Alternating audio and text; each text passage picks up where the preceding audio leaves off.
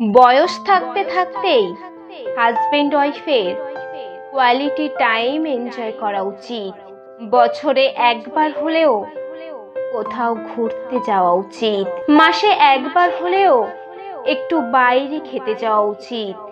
অনেক সময় মনে হতেই পারে যে আমরা হয়তো টাকা পয়সার অপচয় করছি, কিন্তু কি জানেন তো, এটা আমাদের সম্পূর্ণ ভুল ধারণা।